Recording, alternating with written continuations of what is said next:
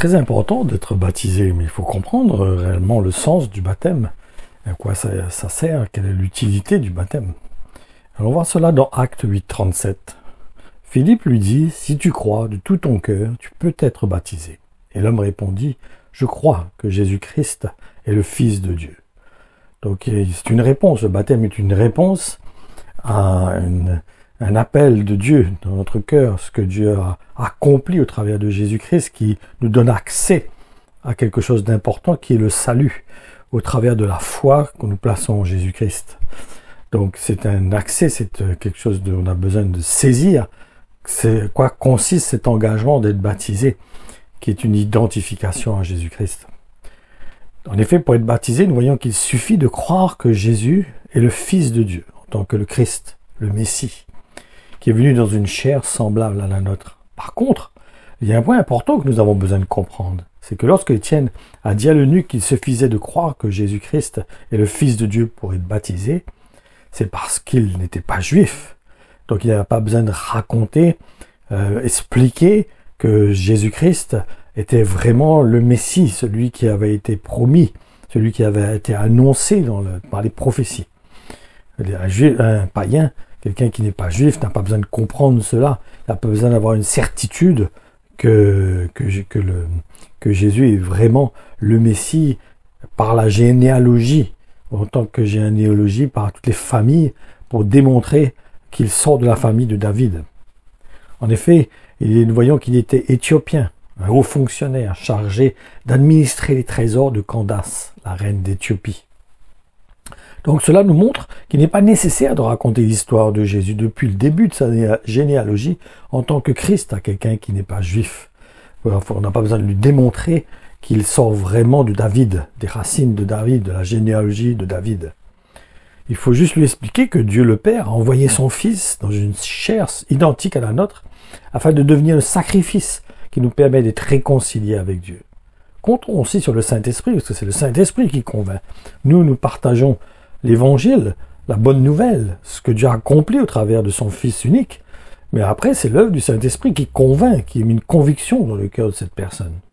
Il faut savoir aussi d'emmener à comprendre qu'il a remis ce corps que Dieu lui a formé pour le remettre entre les mains des hommes, pour qu'il le crucifie. Le but étant de prendre sur lui tous nos péchés, en devenant ainsi un sacrifice qui soit parfait et donc agréable à Dieu.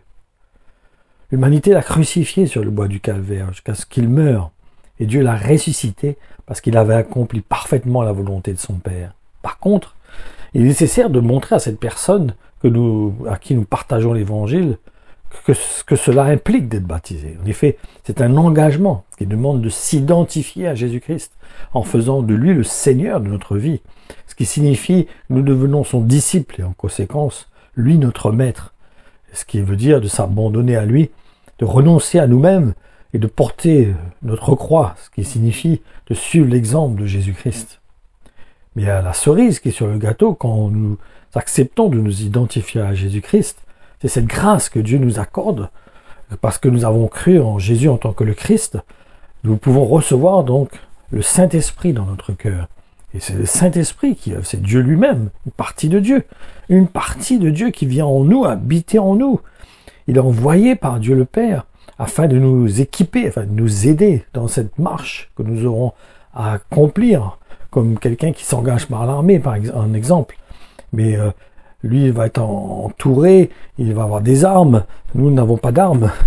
Nous avons le Saint-Esprit, car c'est le Saint-Esprit qui nous équipe, qui nous fortifie. C'est lui, notre arme, par la foi, par le bouclier, par l'épée de l'Esprit, qui est la parole de Dieu. Donc, il y a un équipement, mais qui est spirituel, qui vient de l'aide par l'action du Saint-Esprit en nous. Allons lire Actes 8, 18. Quand Simon vit que l'Esprit était donné aux croyants lorsque les apôtres posaient les mains sur eux, il offrit de l'argent à Pierre et Jean.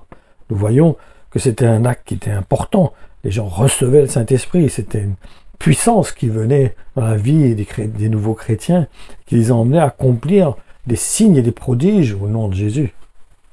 Attention, par contre, ce n'est pas obligé de recevoir le Saint-Esprit par l'imposition des mains, comme nous venons de voir, comme l'exemple de Corneille, par exemple, qui a reçu le Saint-Esprit alors que Pierre il était en train de partager l'évangile, il n'avait même pas terminé de partager l'évangile que Corneille et sa famille ont reçu le Saint-Esprit.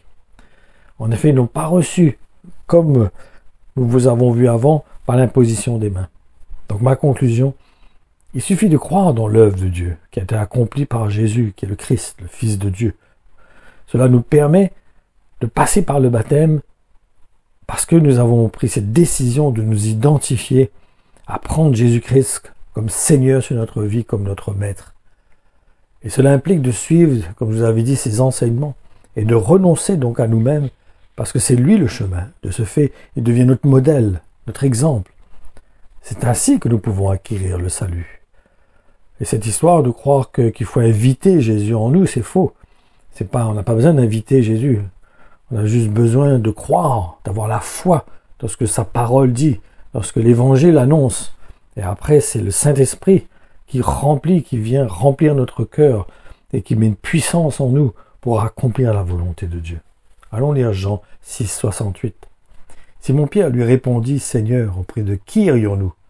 Tu as les paroles de la vie éternelle. » Et Pierre avait compris parce que le Saint-Esprit lui avait permis de comprendre que Jésus-Christ était la parole qui allait l'emmener au salut, à la vie éternelle. Parce que le salut, c'est la vie éternelle, l'accès au royaume de Dieu. Donc, c'est la parole, c'est la présence de Jésus, c'est Jésus-Christ lui-même qui représente la parole de Dieu. C'est le modèle, l'exemple, le chemin. C'est comme un guide, comme un mode d'emploi, on va dire, comme une des règles qui nous permettent de connaître comment accéder au salut, comment acquérir le salut.